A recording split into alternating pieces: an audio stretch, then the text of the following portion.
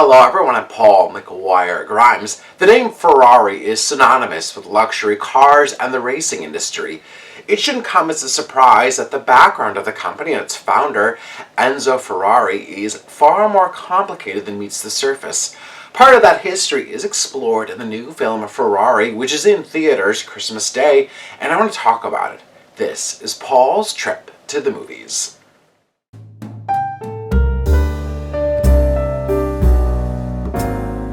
Director Michael Mann has made many films based on high-profile true stories, from The Insider to Ali to Public Enemies.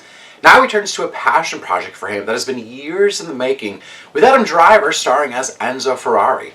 He was a former race car driver who founded the company with his wife Laura, who's played by Penelope Cruz, in 1947 after World War II ended. The film is primarily set, though, in 1957, with Enzo at a crossroads in his personal and professional life. His marriage to Laura is imploding as she discovers that he had a long-standing affair with his mistress Lena, who he secretly has a son with. Now, she's played by Shailene Woodley. Enzo and Laura's son Dino died a year prior from muscular dystrophy, and Laura has really never recovered from that tragedy.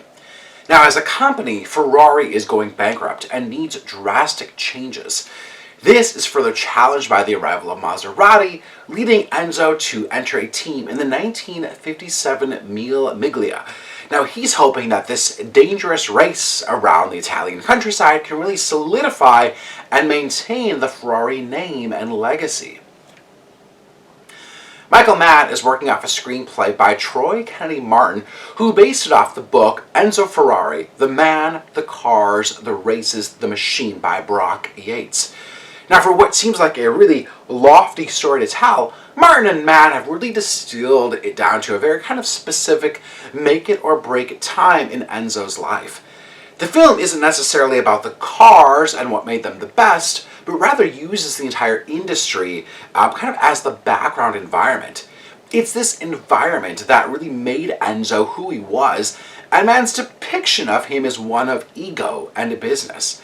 He's the kind of guy that treats work as his life, and then has his family and his mistress come second, third, much down the road. There's a competition at hand with other car makers like Ford and Maserati. But neither Michael Mann nor Adam Driver are making apologies for Ferrari in their depiction of him. He's a really shrewd businessman with how Driver carries himself. Always upright, arms behind the back, ordering people around, not really caring what he's doing to them. But I do think that there's a vulnerable scene with Enzo visiting his son's tomb, but that's really the rare side where we see Enzo really let his guard down. I never got the impression that this is supposed to be a vanity project for the car maker. Mann could have made this about Ferrari the business, but he chose to make it about Ferrari the man, and really the toll that his decisions had on others. From the very first time we see them together, Enzo and Laura have this really fiery animosity between each other. And Penelope Cruz makes Laura someone who isn't willing to be stepped over or taken advantage of.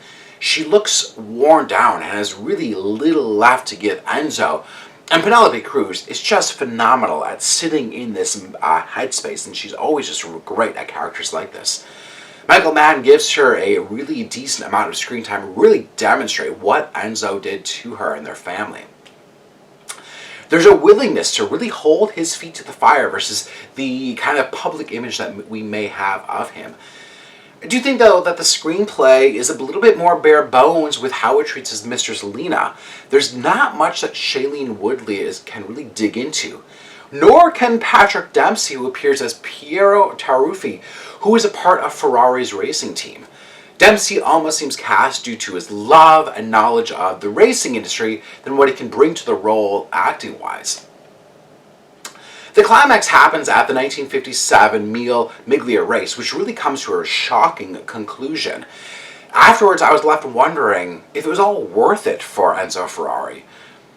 Michael Mann presents Ferrari, the movie, as a cautionary tale, one where ego and power can really drive a person down a dangerous road in life, and yet legacy and glamour still come out winning in the end despite all of that. I'm giving Ferrari 3.5 out of 5 ticket stubs.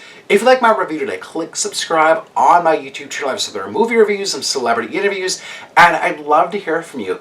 Leave me a comment on social media at Paul's Movie Trip. What has been your favorite movie of the year? I'd love to hear from you. Leave me a comment on social media or on YouTube. Paul's Trip to the Movies is brought to you by Imagine Theaters. Go see Ferrari in theaters. You really want that big screen, that big surround sound. So go see Ferrari in theaters.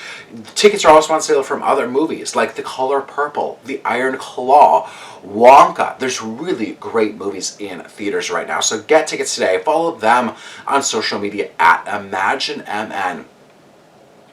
Tickets are also on sale for my movie series, Paul McGuire Grimes Presents. Coming up January 28th is All the President's Men.